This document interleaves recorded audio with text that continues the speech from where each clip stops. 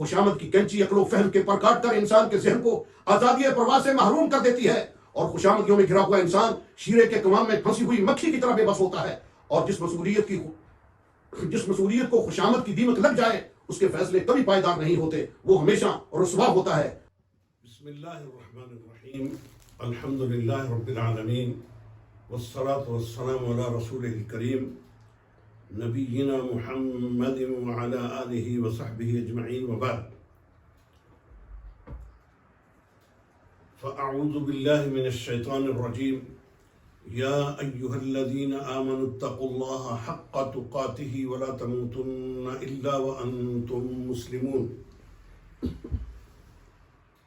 یا ایہا الناس اتقوا ربکم الذی خلقکم من نفس واحدہ وخلق منها زوجها وبث منهما رجالا كثيرا ونساء واتقوا الله الذي تساءلون به والأرحام إن الله كان عليكم رقيبا،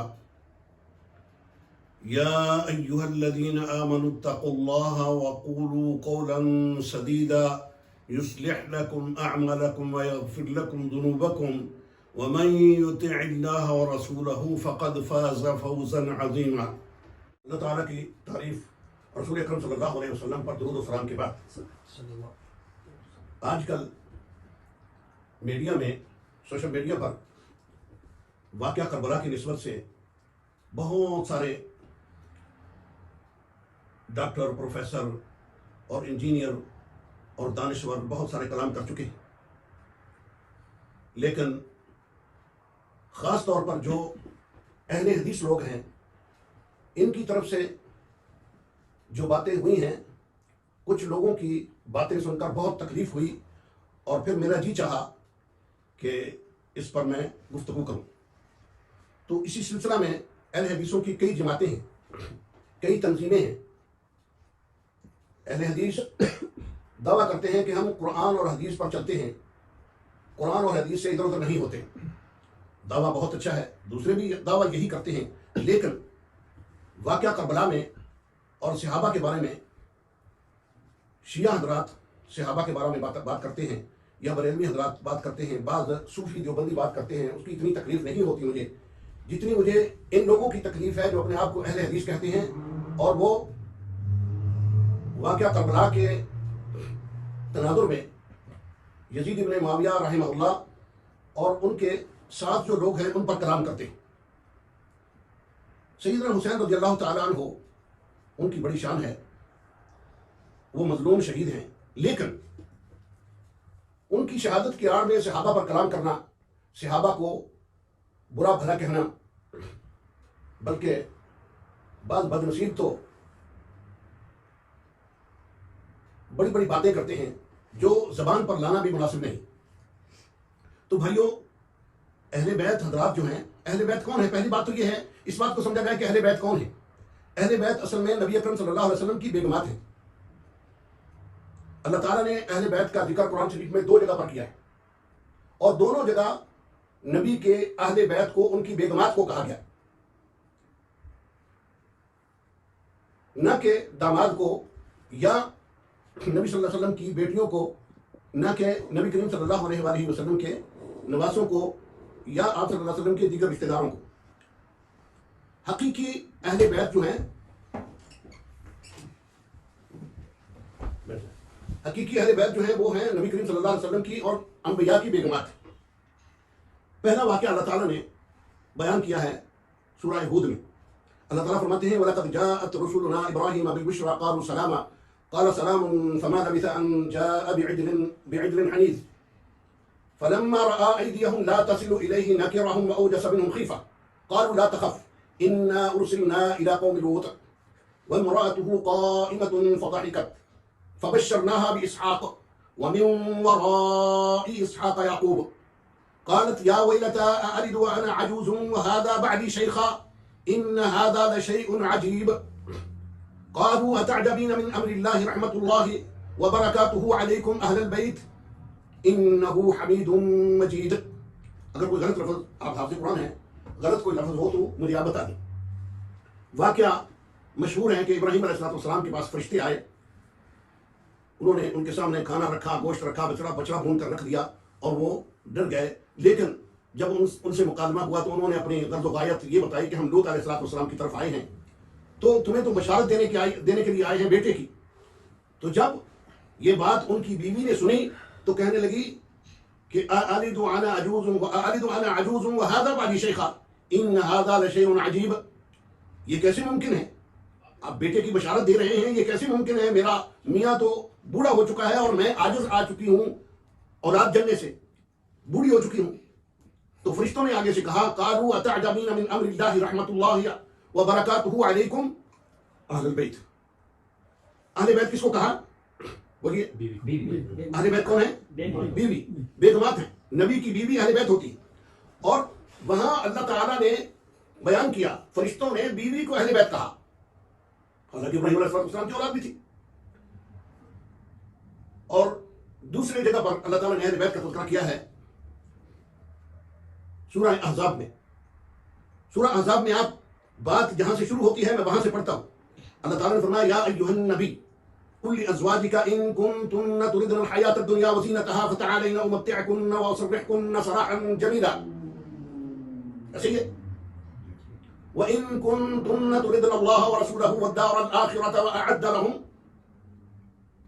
أجرا عظيما يا نساء النبي من يأت منكن بفاحشة مبينة يضاعف لها العذاب ضعفين وكان ذلك على الله يسيرا ومن يقنت منكن لله ورسوله وتعمل صالحا نؤتها أجرها مرتين وأعتدنا لها رزقا كريما يا نساء النبي لستن كأحد من النساء إن اتقيتن فلا تخضعن بالقول فيطمع الذي في قلبه مرض وقلن قولا معروفا وقرن في بيوتكن ولا تبرجن تبرج الجاهلية الأولى وأقمن الصلاة وآتين الزكاة وأطعن الله ورسوله إنما يريد الله ليذهب عنكم الرجس أهل البيت. یہاں اہل بیت نبی صلی اللہ علیہ وسلم کی بیگمات کو کہا گیا جتنے سیغے ہیں تننا، جتنے سیغے ہیں مؤنث کے ہیں، مخاطب ہیں بیگمات. تو معنی یہ ہے کہ نبی کریم صلی اللہ علیہ وسلم کی بیویاں جو ہیں وہ اہل بیت ہیں. آج کی اس مجلس میں ہمارا جو موضوع ہے وہ ہے شہادت حسین اور یزید کا کردار. بھائیو، میرے نزدیک اس امت کا اس وقت مظلوم ترین انسان یزید بن معاویہ رحمہ اللہ ہے. کیوں؟ اس لیے کہ سیدنا حسین رضی اللہ تعالیٰ عنہ کی شہادت کے سلسلے میں یہ کہا جاتا ہے کہ قاتل حسین ہے رضی اللہ تعالیٰ عنہ. سیدنا حسین رضی اللہ تعالیٰ عنہ اور سیدنا حسن رضی اللہ تعالیٰ عنہ دونوں بھائیوں نے، میں 1978 سے لے کر، اس وقت میں نوجوان تھا، ینگ تھا، 1978 سے لے کر میں تلاش کر رہا ہوں کہ حضرت حسن اور حضرت حسین کا کوئی کلام صحیح سند کے ساتھ ملے، صحیح سند سے ثابت ہو کہ حضرت حسن یا حضرت حسین نے کبھی یزید کو برا کہا ہو. مجھے نہیں ملا. دونوں بھائیوں نے، یہ دونوں بھائی حضرت عائشہ صدیقہ طیبہ طاہرہ امت کی محدثہ اور فقیہہ، 2210 احادیث کی راویہ ہیں. الزام لگا تو برات کے لیے قرآن نازل ہوا. یہ دونوں بھائی اور دیگر صحابہ کے ساتھ ساتھ یہ دونوں بھائی حضرت عائشہ صدیقہ رضی اللہ تعالیٰ عنہا کے شاگرد ہیں اور بہت ہی مؤدب لوگ تھے. جب حضرت عثمان رضی اللہ تعالیٰ عنہ کے بارے میں خون عثمان کا قصاص کے لیے جو صحابہ میں اختلاف ہوا تو ادب کے لحاظ سے باپ کے ساتھ تو رہے، لیکن حضرت عائشہ رضی اللہ تعالیٰ عنہ کے بارے میں کبھی کلام نہیں کیا اور نہ یزید کے بارے میں کوئی کلام کیا.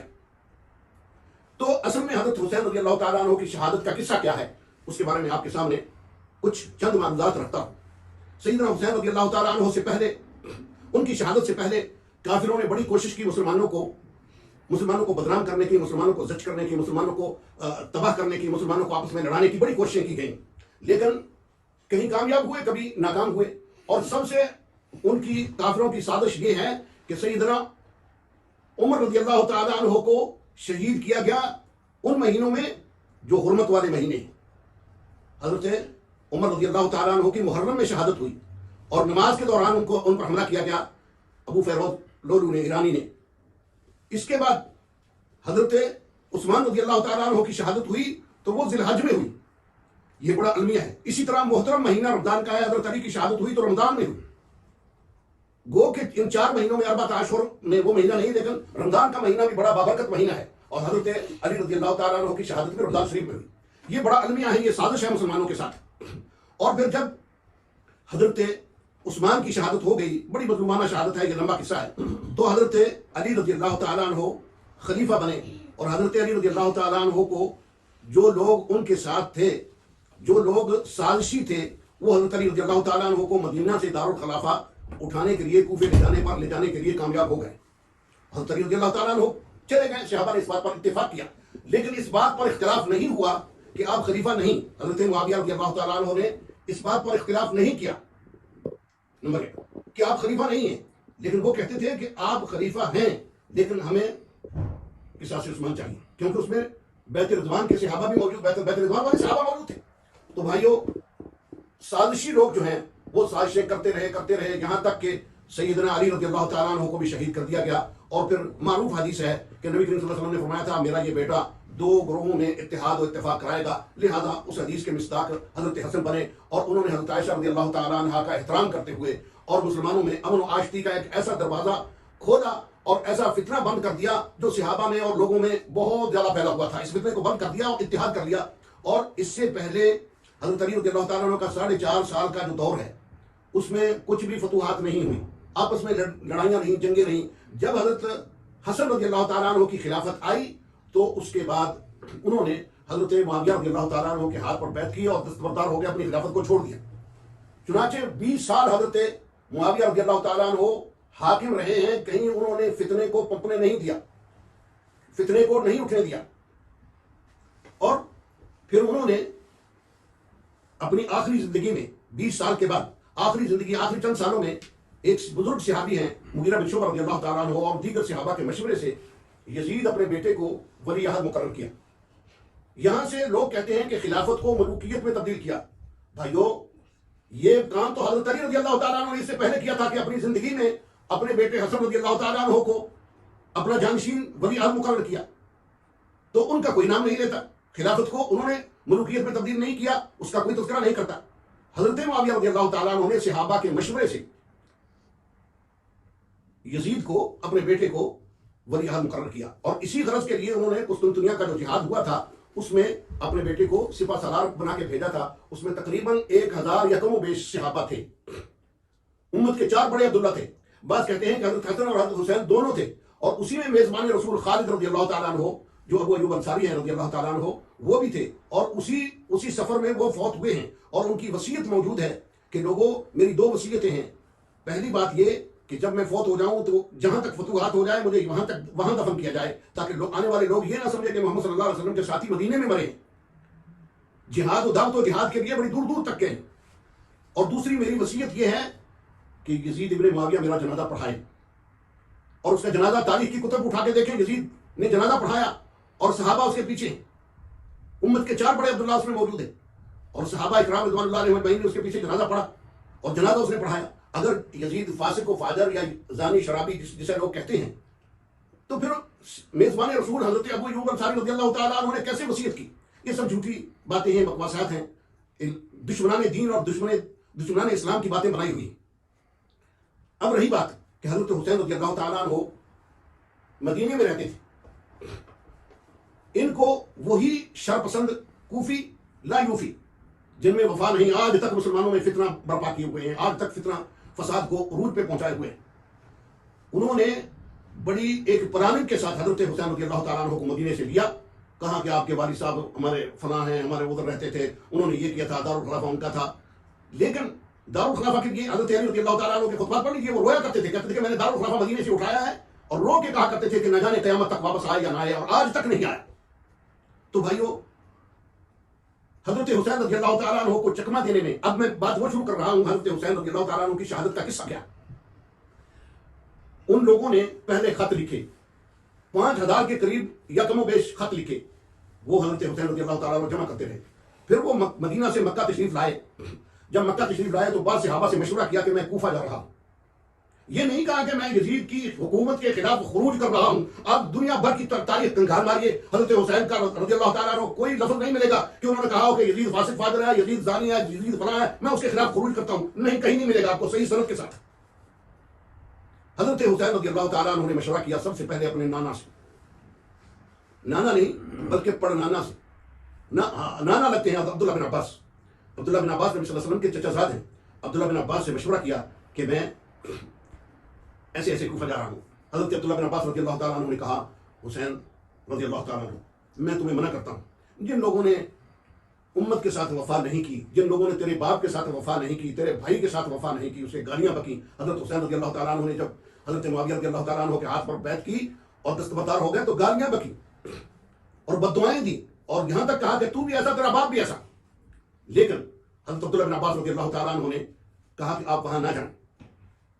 میں آخر میں ان کتب کا بھی تذکرہ کروں گا جو آپ پڑھ سکتے ہیں, مطالعہ کر لیں. ایسی ہوائی باتیں نہیں کروں گا. بھائیوں, خاص طور پر جو اپنے آپ کو اہل حدیث لوگ کہتے ہیں, توحید والے کہتے ہیں, ان کے لیے میری بات ہے. نبی اکرم صلی اللہ علیہ وآلہ وسلم کے چچا زاد بھائی عبداللہ بن عباس کہتے ہیں کہ میں آپ کو بالوں سے پکڑوں, آپ کی داڑھی کو پکڑ کر ایسے جھنجھوڑوں جیسے موسیٰ علیہ السلام نے اپنے بھائی ہارون کو جھنجھوڑا تھا. اس نے کہا تھا لا تأخذ بلحیتی ولا برأسی انی خشیت ان تقول فرقت بین بنی اسرائیل ولم ترقب قولی. تو میں ایسے کروں, مجھے پتا ہے تو رکنے والا نہیں ہے. پھر ان کے بہنوئی,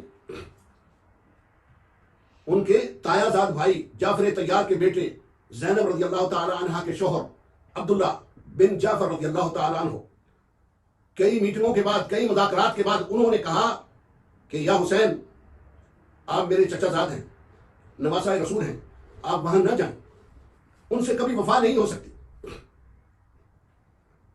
چنانچہ حضرت حسین رضی اللہ تعالیٰ عنہ نے کہا کہ میں نے چچا مسلم کے بیٹے کو, مسلم عقیل کے بیٹے کو اپنے بھائیوں کو بھیجا ہے, انہوں نے خبر دی ہے کہ وہ لوگ کہہ رہے ہیں کہ آپ تشریف لے آئیں, خلافت کے لیے یا بغاوت کے لیے نہیں, ویسے لے آئیں, تشریف لے آئیں, دعوت و تبلیغ کا جیسے کوئی کام کہتا ہے کہ ہم کریں گے, مل کے کریں گے. تو اس سلسلے میں ایک مدینہ, ایک شہر کو بدل کر دوسرے شہر میں جانا اہل علم کا کام ہے, کوئی بات نہیں. ادھر سے چلتے ہوئے امام وقیع بن مخلد رحمہ اللہ ادھر سے چلتے ہوئے بغداد میں پہنچے امام احمد بن حنبل رحمہ اللہ کے پاس. تو ایسے علماء جایا کرتے تھے, اہل علم جایا کرتے تھے. چنانچہ عبداللہ بن جعفر طیار رضی اللہ تعالیٰ عنہ نے کہا کہ اگر تم نہیں جاتے تو یاد رکھو میں اپنی بیٹی کا نکاح یزید کے ساتھ کروں گا اور تیری بہن کو طلاق دیتا ہوں, اس کو ساتھ لے کے جاؤ. لوگوں, اگر حضرت حسین رضی اللہ تعالیٰ عنہ یزید کو برا کہتے, اگر یزید برا ہوتا تو یہ اشراف زادے یزید کو رشتہ دیتے. کچھ تو خوف خدا کرو یار. حضرت عبداللہ بن جعفر طیار نے کہا کہ میں تمہاری بہن زینب کو طلاق دیتا ہوں اور اپنی بیٹی کا نکاح یزید کے ساتھ کرتا ہوں, اور کیا. اور حضرت حسین رضی اللہ تعالیٰ عنہ 8 ذی الحج کو لوگ مینا کے لیے حج کے لیے نکلتے ہیں. 8 ذی الحج کو مکہ مکرمہ سے نکلتے ہیں. کب؟ 8 ذی الحج کو, آواز سے بولیے, 8 ذی الحج کو, 8 ذی الحج کو نکلتے ہیں اپنے اہل و عیال کے ساتھ. جنگ کرنے والے, خروج کرنے والے اپنے بچوں کو ساتھ نہیں لے کے جاتے, اور ان کے ساتھ وہ کوفی اشراف بھی موجود ہیں, شر پسند, جو لے کے جا رہے ہیں, جنہوں نے یہ سارا بیڑا اٹھایا ہوا تھا, جنہوں نے یہ پلاننگ کی تھی کم وقتوں نے. اور یہ ساری عبداللہ بن سبا یہودی کے پیروکاروں اور ان کی سازش تھی. اور جب حضرت حسین رضی اللہ تعالیٰ عنہ 8 ذی الحج کو مکہ مکرمہ سے نکلتے ہیں اپنے اہل و عیال کے ساتھ, تو آپ خریدہ اٹھا کے دیکھ لیجیے. خریدے کو کہتے تھے نقشہ اٹھا کے دیکھ لیجیے. 8 ذی الحج کو نکلتے ہیں حضرت حسین رضی اللہ تعالیٰ عنہ, اور وہ تقریباً 5 محرم کو وہاں پہنچتے ہیں. 5 محرم کو کوفہ کے علاقے میں پہنچتے ہیں, عراق میں پہنچتے ہیں. اور کسی جگہ پہ وہ 2 دن نہیں رہے, رات سفر کیا ہے تو دن کو آرام کیا ہے, اور دن کو اگر سفر کیا ہے تو رات کو آرام کیا ہے. کسی جگہ پر 2 دن قیام نہیں کیا. اور پھر وہاں مکالمہ ہوا ہے, یزید کے جو مسئولین تھے ان کے ساتھ رابطہ ہوا ہے, اور پتہ چلا ان کے جانے سے پہلے مسلم بن عقیل رضی اللہ تعالیٰ عنہ کو شہید کر دیا گیا. جب صورتحال یہ دیکھی تو حضرت حسین رضی اللہ تعالیٰ عنہ نے فیصلہ کیا کہ مجھے شام جانا چاہیے, یزید کے پاس جانا چاہیے. آپ نقشہ اٹھا کے دیکھ لیجئے, جو کربلا کا علاقہ ہے یہاں پر 9 محرم کو شام کو یہاں پہنچتے ہیں. اور اس سے پہلے یزید کی فوج کا سپاہ سالار ہے عمرو بن سعد بن ابی وقاص رضی اللہ تعالیٰ عنہ, اور ان کا نائب ہے حر بن یزید. انہوں نے اپنے گھیرے میں لے لیا. اس بات کو آپ سمجھ لیجئے کہ قصہ کیا ہے. حضرت حسین رضی اللہ تعالیٰ عنہ اب یزید کی فوج کے ساتھ ہیں اور کہہ رہے ہیں کہ ہمیں یزید کے پاس لے چلو. میں ایک بلکہ تاریخ طبری نے کہا ہے, امام حسین کی شرائط مختصرہ لکھا ہوا ہے 4 جلد میں, کہ مجھے یزید کے پاس لے چلو، میں اس کے ہاتھ میں ہاتھ دے دوں گا، وہ میرے چچا کا بیٹا ہے، مجھ سے وہ اچھا سلوک کرے گا۔ اور یہاں 9 محرم کو جب یہاں آرام کے لیے رات کو سوئے ہیں، تو یہ جو 65 کوفی تھے، کوفی اشرار تھے، ان کو بھی انہوں نے ساتھ رکھا کہ تم بھی ساتھ ہی چلو۔ ان کو پتا تھا کہ بنی امیہ کے لوگ بڑے شدید ہیں، بڑے سخت ہیں، وہ پوری تحقیق کریں گے، کیونکہ رسول اکرم صلی اللہ علیہ وسلم نے اپنی زندگی میں 20 مسئول مقرر کیے تھے، جن میں 18 بنی امیہ کے لوگ ہیں۔ اور کچھ کم بخت بد نصیب لوگ یہ کہتے ہیں کہ بنی امیہ کے لوگ بدماش ہیں، نعوذ باللہ من ذالک۔ اصل میں یہ بدماشوں کی اولاد اور اولادوں بدماش کی اولاد اولادوں کی اولاد اور بدماشوں کی اولاد اور ان کی اولاد ہیں۔ بد نصیبوں، رسول اکرم صلی اللہ علیہ وآلہ وسلم نے وہی بنی امیہ کا عثمان بن عفان رضی اللہ عنہ جس سے کہا تھا کہ ایک بیٹی فوت ہو گئی تو دوسری بیٹی دے دی، دوسری فوت ہوئی تو کہا محمد صلی اللہ علیہ وسلم کی اگر 40 بیٹیاں ہوتی تو یکے بعد دیگر فوت ہوتی وہ دیے جاتا۔ یہ شان ہے ذی النورین جس کو لقب ملا۔ ان کے بارے میں کہتے ہیں کہ بنی امیہ کے لوگ بدماش ہیں، نعوذ باللہ من ذالک، ڈوب مرنا چاہیے۔ تو بات یہ ہے کہ جب یزید کے فوج کی کمان میں یہ لوگ آئے تو ان 65 کوفیوں کو بھی، کوفی اشرار کو بھی ساتھ رکھا۔ انہوں نے کیا کیا؟ انہوں نے رات کی تاریکی میں سیدنا حسین رضی اللہ تعالیٰ عنہ کو شہید کر دیا اور ان کے کچھ لوگوں کو بھی شہید کر دیا اور خیموں کو آگ لگا دی۔ کوئی جنگ نہیں ہوئی، کوئی جھگڑا نہیں ہوا۔ حضرت حسین رضی اللہ تعالیٰ عنہ 70 سال سے زیادہ عمر کے آدمی، بوڑھے آدمی ہیں، کیا گھوڑے پر اتنے تیر مارے، اتنا یہ کر، یہ سب جھوٹی باتیں۔ حضرت حسین رضی اللہ تعالیٰ عنہ کو انہوں نے دھوکے سے رات کی تاریکی میں شہید کر دیا، ان کے کچھ لوگوں کو شہید کر دیا، ان کے کچھ بچوں کو شہید کر دیا اور ان کے خیموں کو آگ لگا دی۔ آگ لگانے کا مقصد کیا تھا؟ وہ یہ تھا کہ اس میں جو انہوں نے خط لکھے تھے 5000 یا اس سے کم و بیش، وہ خط حضرت حسین نے بوریوں میں ڈال کے رکھے تھے کہ جب میں یزید کے پاس جاؤں گا وہ کہیں گے چچا کا بیٹا تو کیسے آیا، تو میں کہوں گا ان لوگوں نے مجھے بلایا، یہ دیکھو میرے پاس دلیل ہے۔ ان خطوں کو جلانے کے لیے آگ لگا دی۔ حضرت حسین رضی اللہ تعالیٰ عنہ کو شہید کرنے کے بعد خطوں کو آگ لگا دی، خطوں کی بوریوں کو آگ لگائی۔ آج بھی تخریب کار اور یہ جو بدماش لوگ ہیں جو یہ اپنی کمپنیوں میں تباہی مچاتے ہیں، جو کیا کرتے ہیں، کرپشن کرتے ہیں۔ انگلش ہمیں انگلش میں نہیں آتی، ملا ہے نا، اب بھائی ملا ہم تو مسلم کے ملا ہیں، قرآن حدیث کی تعلیم تو کرپشن جو کرتے ہیں وہ اب ایسا کرتے ہیں کہ مال کھاتے ہیں پھر کیا کرتے ہیں، فیلوں کو آگ لگاتے ہیں۔ یہ کام آج سے نہیں، حضرت حسین رضی اللہ تعالیٰ عنہ کے قاتلوں نے بھی یہی کیا تھا۔ جب حضرت حسین رضی اللہ تعالیٰ عنہ کے قاتلین کو پتہ چل گیا کہ ہم نے اپنا کام کر دیا ہے تو خطوں کو آگ لگا دی، خیموں کو آگ لگا دی۔ خیموں سے جب دھواں نکلا تو یزید کی فوج کے سپہ سالار نے اپنے نائب سے کہا کہ حضرت حسین رضی اللہ تعالیٰ عنہ کے خیمے سے دھواں نکل رہا ہے، پتہ کرو کیا بات ہے۔ اس کا نام ہے حر بن یزید۔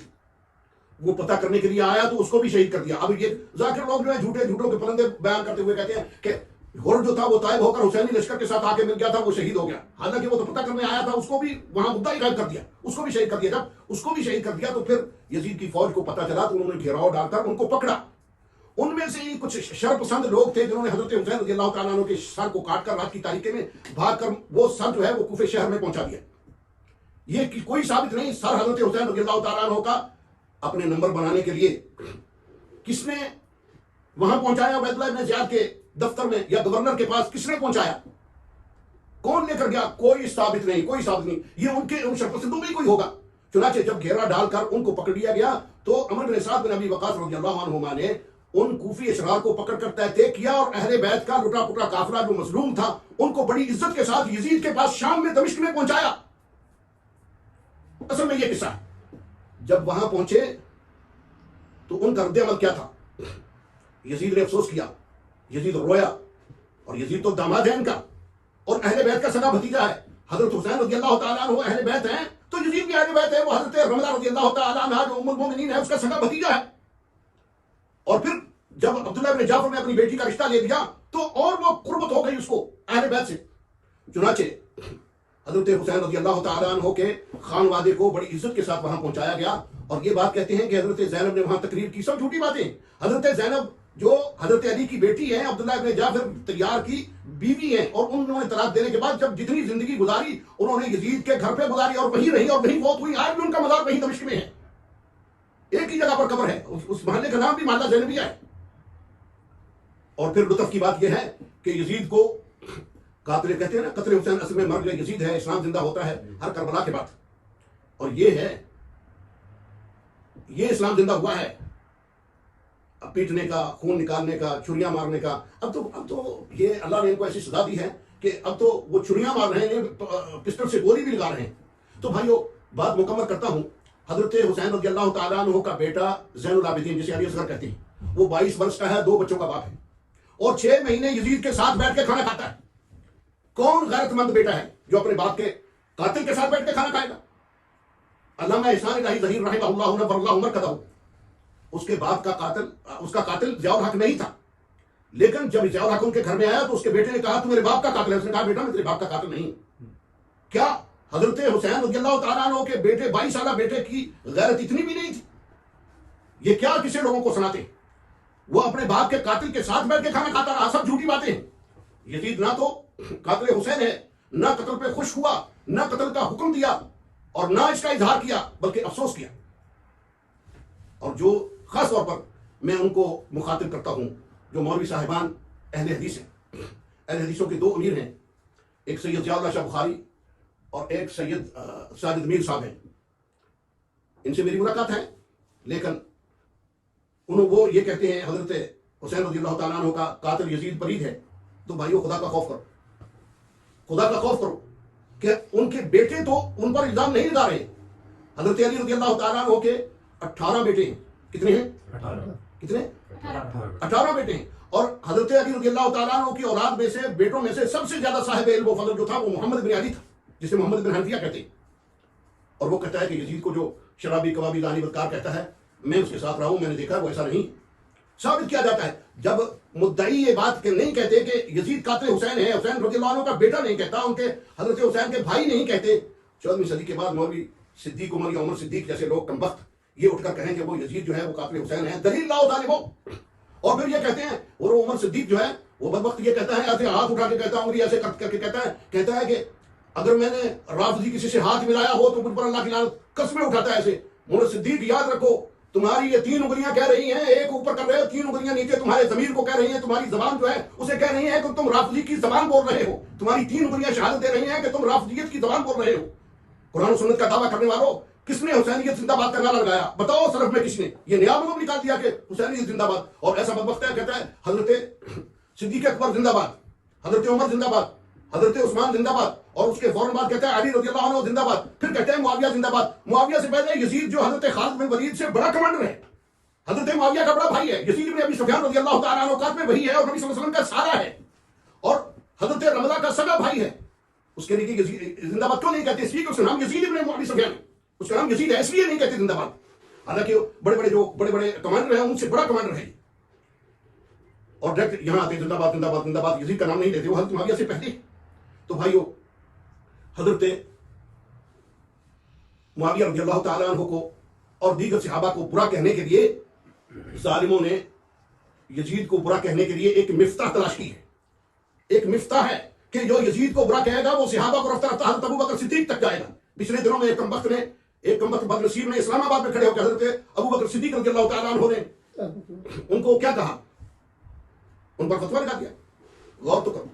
اصل میں یزید کو برا کہنے کے لیے ایک مفتاح ہے، کیونکہ یزید کے ہاتھ میں 250 سے زیادہ صحابہ نے بیعت کی ہے. اور پھر اس حضرت ابو ایوب انصاری رضی اللہ تعالیٰ عنہ کے جنازہ پڑھانے کی نسبت سے ان کی وصیت موجود ہے، اور وہ ثابت کرتے ہیں بڑی بڑی کتابیں. پھر یہ عمر صدیق ایسا بدنصیب ہے، کہتا ہے کہ ہزاروں عورتوں کے ساتھ یزید کے دور میں جبر زنا کیا گیا اور حاملہ ہوئی. جیسے یہ قریبی تھا کسی مٹرنٹی وہاں یہ DHO لگا ہوا تھا. وہ بدنصیب وہ عورتیں صحابیات کے بارے میں کیا کہنا، صحابیات کے بارے میں کیا کہنا. جب نبی کریم صلی اللہ علیہ وسلم کی افواہ پھیل گئی مدینے میں جنگ احد میں کہ نبی کریم صلی اللہ علیہ وسلم شہید ہو گئے ہیں، تو بہت سارے صحابہ دل چھوڑ کر بھاگ گئے، مدینہ چلے گئے، گھروں میں چلے گئے. ان کی عورتوں نے ان کے اوپر مٹی اٹھا کر پھینکی یا کینکریاں ماری. بلکہ شاعر نے یوں کہا کہ وہ مومن جو گھروں میں جا گھسے تھے چھوڑ کر میدان، ندامت سب پہ تاری تھی کہ سب تھے صاحب ایمان. انہیں دیکھا گھروں کی بیویوں نے اور ماؤں نے کہ یوں پشتیں دکھائیں جنگ میں جنگ آزماؤں نے، دیے ماؤں نے دھکے بیویوں نے ان سے رخ پھیرا، جدھر آنکھیں اٹھی شرم و ندامت ہی نے آ گھیرا. کہا ماؤں نے جاؤ تم بیٹے نہ ہم آئیں، حرام ان پر ہمارا دودھ جو میدان سے بھاگ آئے. لحاظ خلق کیا ہوتا خدا سے بھی نہ شرمائے، محمد کی شہادت کی خبر سنتے ہی بھاگ آئے. اسی بے آبروئی کے لیے کیا تم کو پالا تھا، وہاں تم بھی رہے ہوتے جہاں وہ کملی والا تھا. پکاری بیویاں مردوں کی ہوتی ہیں یہی شانیں کہ جنگ میں آبرو دے کر بچا لایا کرے جانے. تمہیں تو ہم نے حق پر جان فدا کرنے کو بھیجا تھا، حق کے احسان پیغمبر ادا کرنے کو بھیجا تھا. نہیں تھا یارا اگر اسلام پر قربان ہونے کا تو کیوں دعویٰ کیا تھا صاحب ایمان ہونے کا. ظالموں ان کے بارے میں کہتے ہو کہ ان کے ساتھ جبری زنا کیا گیا، 1000 کتنا بڑا جھوٹ ہے۔ یہ جھوٹوں کا پرندہ اپنے آپ کو اہل حدیث کہتے ہیں، اہل حدیث نہیں بلکہ تم اپنے آپ کو رافضی کہو، اپنے آپ کو تم شیعہ کہو۔ صحابیات کے بارے میں جنگ خندق میں جب بنو قریظہ کا معاملہ آیا تو حضرت صفیہ رضی اللہ تعالیٰ عنہا نے حضرت حسان کو کہا کہ ادھر ایک بدماش آ رہا ہے، اس کو روکو۔ وہ کہنے لگے میں تو شاعر آدمی ہوں، بوڑھا آدمی ہوں۔ حضرت صفیہ نے ایک لکڑی اٹھائی، اس کافر کو مار دیا، یہودی کو قتل کر دیا، ایک واحد عورت نے۔ تاریخ اٹھا کے دیکھ۔ تو بھائیو بات یہ ہے کہ یزید رحمہ اللہ وہ امیر المومنین ہے، یزید کو برا کہنے کے لیے ایک راستہ اختیار کیا ہے۔ اس میں سے بہت سارے مجدد الافسانی نے کہا ہے کہ 300 اہل سنت کی مدارس میں شیخ الحدیث تھے جو شیعہ تھے، جنہوں نے تقیہ کیا ہوا تھا عمر صدیق کی طرح اور دیگر لوگوں کی طرح۔ اپنے آپ کو اہل حدیث اور اہل سنت اور سلفی کہنے والے جب یزید پر بات کرتے ہیں تو مانا ہے کہ وہ صحابہ پر کلام رفتہ رفتہ صحابہ پر کلام کرتے ہیں اور کریں گے اور کر رہے ہیں۔ اور میں نے ایک وہ ویڈیو دیکھی ہے، کسی مولوی صاحب ہیں، ان کے ساتھ عمر صدیق کا مکالمہ ہو رہا ہے اور وہ مولوی صاحب کہہ رہے ہیں کہ یزید نے نہ تو حکم دیا قتل کرنے کا، نہ وہ قاتل حسین ہے، نہ ہی اس نے اس پر خوشی کا اظہار کیا۔ کوئی ہے، کوئی ثبوت ہے تو دو، کوئی ثابت ہو جائے بات تو سند کے ساتھ دلیل کے ساتھ ثابت کرو۔ تو بھائیو کوئی اس کے پاس جواب نہیں بن پڑتا، بلکہ اس کے ساتھ ایک بڑا خوبصورت آدمی ہے، بڑی اچھی اس کی داڑھی ہے، عمر صدیق کرسی پہ بیٹھا ہوا ہے، اس کے ساتھ ایک اور بڑا خوبصورت نوجوان بیٹھا ہوا، اس کو تھپکی دے رہا ہے جیسے کسی پالتو کو تھپکی دے رہا ہے کہ خوب تو بات کر رہا ہے، حالانکہ بات اس کی بے دلیل ہے۔ لیکن یاد رکھو عمر صدیق، خوشامدیوں کے گھیرے میں آ کر تم کبھی عزت نہیں پا سکتے، اور یاد رکھو کہ خوشامدیوں میں گرا ہوا انسان شیرے کے کمام میں پھنسی ہوئی مکھی کی طرح بے بس ہوتا ہے، اور خوشامد کی کینچی عقل و فہم کے پر کاٹ کر انسان کے ذہن کو آزادی پرواز سے محروم کر دیتی ہے۔ آج تم وہی ہو۔ خوشامد کی کنچی عقل و فہم کے پر کاٹ کر انسان کے ذہن کو آزادی پرواز سے محروم کر دیتی ہے، اور خوشامدیوں میں گرا ہوا انسان شیرے کے کمام میں پھنسی ہوئی مکھی کی طرح بے بس ہوتا ہے، اور جس اقتدار کی کرسی کو، جس مسئولیت کی کرسی کو خوشامد کی دیمک لگ جائے، اس کے فیصلے کبھی پائیدار نہیں ہوتے۔ لوگوں اس بات کو سمجھیے، یزید امیر المومنین ہیں، صحابہ مومن تھے، وہ ان کے امیر تھے، بلکہ اہل بیت کے ساتھ محبت کرنے والے جو ہیں وہ بھی سمجھیں کہ حضرت زین العابدین اہل بیت کے بچے ہیں، وہ یزید کے ساتھ بیٹھ کے کھانا کھا رہے ہیں، یزید کو اچھا کہہ رہے ہیں۔ حضرت علی رضی اللہ تعالیٰ عنہ کے بیٹے حضرت معاویہ رضی اللہ تعالیٰ عنہ یزید رحمہ اللہ کو اچھا کہہ رہے ہیں، اور قاتل حسین نہیں گردان رہے، جب مدعی جو ہیں جن کا باپ ہے وہ کہہ رہے ہیں کہ ہمارا قاتل یزید نہیں ہے۔ 14ویں صدی کے بعد مولوی صاحب عمر صدیق خدا کا خوف کر، خدا سے ڈر جا۔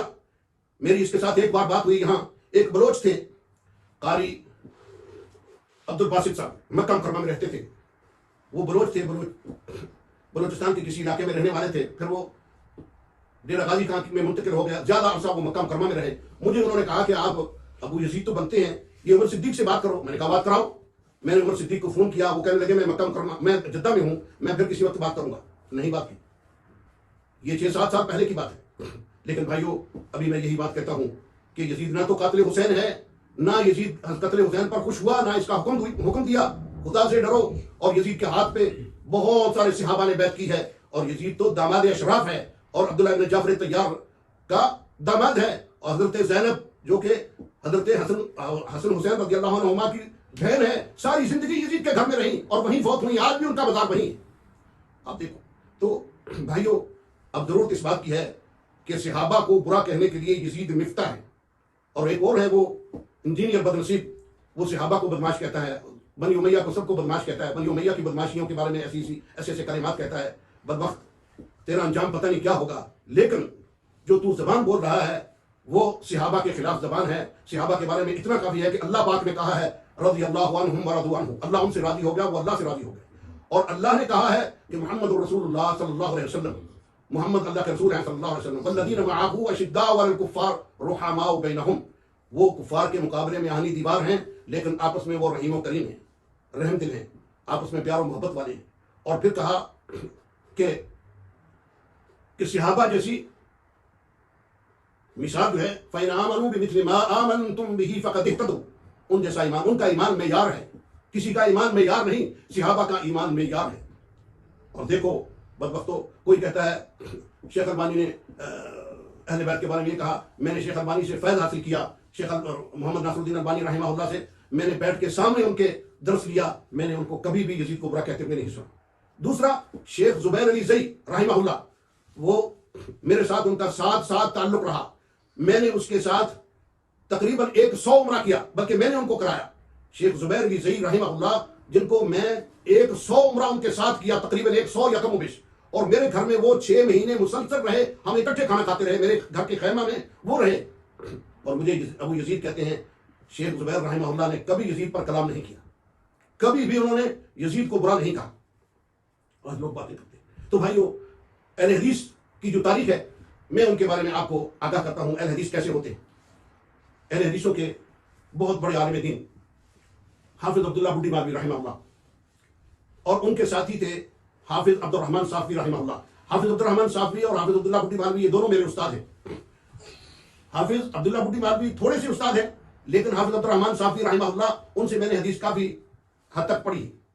انہوں نے مجھے ایک واقعہ سنایا کہ ہندوستان میں ایک گاؤں تھا، ایک آدمی مجھے لے کر گھوڑی پر قرآن شریف سنانے کے لیے رمضان شریف میں لے گیا. جب وہاں گئے گاؤں میں، انہوں نے مسجد کا پوچھا کہ فلاں مسجد اہل حدیث جو ہے وہ کہاں ہے. تو انہوں نے کہا وہاں جہاں کل حافظ عبداللہ بڈی مالوی ایک نوجوان لڑکا آیا ہوا ہے. تو حافظ عبد الرحمن رحمہ اللہ کہتے ہیں کہ میں وہیں سے اتر گیا، 16 کلومیٹر پیدل چل کر میں اپنے علاقے میں آیا کہ اگر حافظ عبداللہ کو پتہ چل گیا تو وہ نہیں سنائے گا قرآن شریف.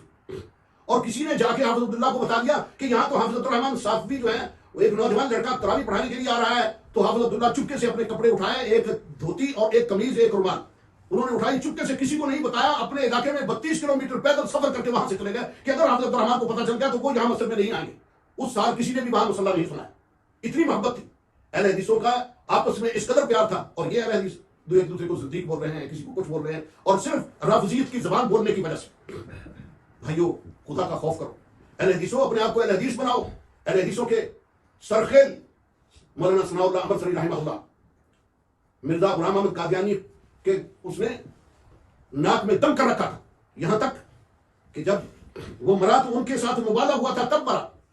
وہ کہا کرتے تھے، ثناء اللہ امرسری رحمہ اللہ کہا کرتے تھے، گل گئے گلشن گئے، جنگلی تتورے رہ گئے، عالم اٹھ گئے دنیا سے ہم بے شعورے رہ گئے. اپنے آپ کو اہل حدیثوں کے سرخیل اور اہل حدیثوں کے شیخ الحدیث کہلوانے والوں، خوف خدا کرو. صحابہ پر کلام نہ کرو، اور صحابہ پر کلام کرنے والوں کی حوصلہ افزائی نہ کرو. اور میں اپنی زندگی میں 2 آدمی ایسے دیکھے ہیں جن کی کیفیت حالی تھی.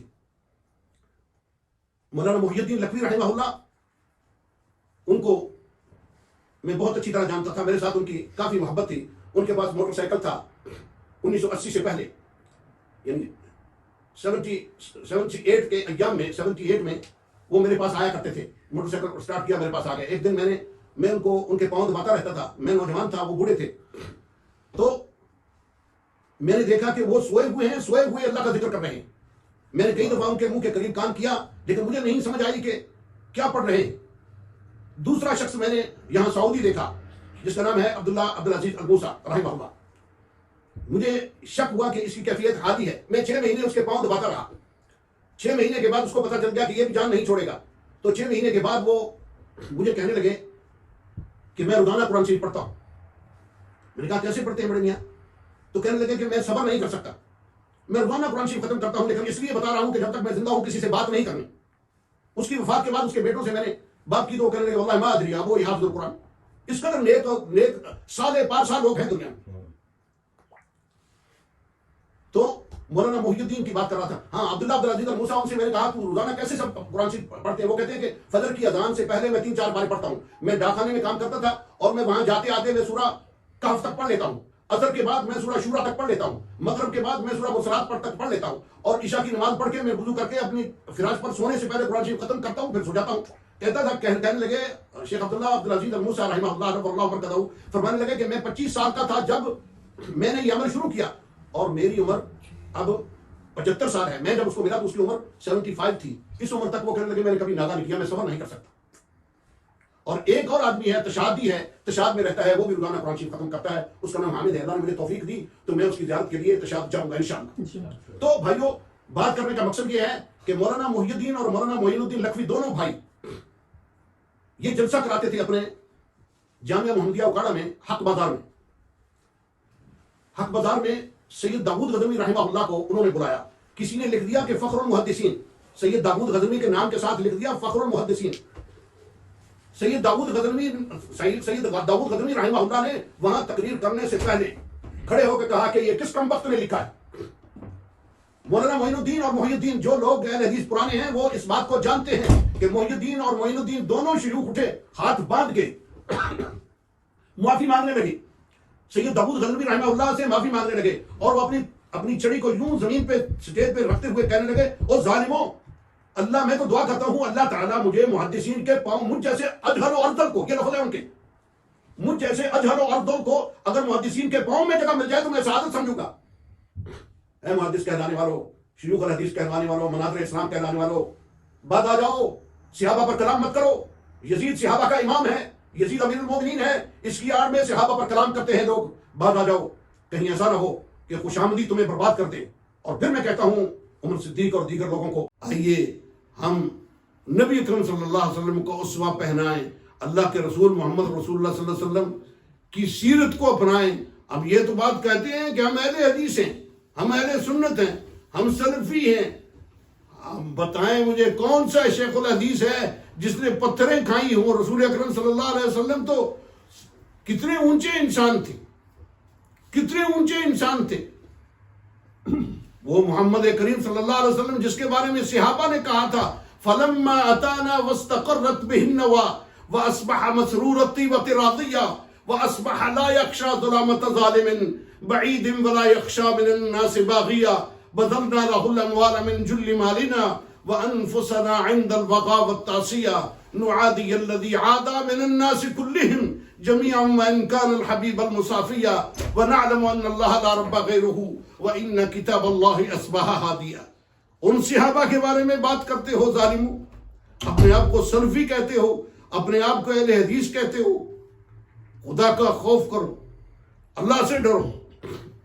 علامہ احسان الہی ظہیر رحمہ اللہ آج زندہ ہوتے تو وہ ایک مجلس میں ان کے ساتھ بیٹھا تھا, تو ان سے ایک آدمی نے کہا کہ بھائی آپ یہ بنی امیہ کے بارے میں بڑی تعریف و توصیف کرتے ہیں. تو وہ فرمانے لگے بھائی میں تو یزید پر بھی ایک کتاب لکھنے والا ہوں, یزید امیر المومنین ہے. تو بھائیو آپ کے بڑے تو ایسے تھے, آپ کے بڑے تو سلف تھے, صحابہ کے ساتھ محبت کرنے والے تھے. اور جو میں نے اشعار عربی کے پڑھے ہیں اس کا ضمیر جعفری نے یوں ترجمہ کیا ہے کہ حضور آئے تو چمکی فکر انسانی کی تنویریں, حضور آئے تو ٹوٹی جبر و محکومی کی زنجیریں, جمع ذہنوں کا زنگ اترا بجھے چہروں پہ نور آیا, حضور آئے تو انسانوں کو جینے کا شعور آیا, تمدن آیا, تہذیب آئی, امن آیا, قرار آیا, حضور آئے تو عالم پہ بہار آئی, نکھار آیا, یتیموں اور غلاموں کو مل گئی پناہیں آخر, حضور آئے تو دروں کو نگاہیں مل گئیں آخر, اخوت اور مساوات و محبت کا نظام آیا, حضور آئے تو توقیر ہستی کا مقام آیا. کون سی جگہ ہے جہاں تم نے پتھر کھائے ہیں, دعوت کے لیے گئے ہو, تمہیں تو لوگ خوشامد کرتے ہیں, تمہیں حلوہ کھلاتے ہیں, تمہیں زردہ کھلاتے ہیں, تمہیں پتہ نہیں کیا کیا کتنے کتنے قسم کے پھل کھلاتے ہیں, اور تم صحابہ پر بات کرتے ہو ظالموں. اللہ کے رسول صلی اللہ علیہ وسلم کے صحابہ کی سیرت کو دیکھو, انہوں نے کہاں تک جا کر اللہ کے دین کو کیسے پھیلایا. اللہ تعالی ہمیں سمجھنے کی توفیق دے.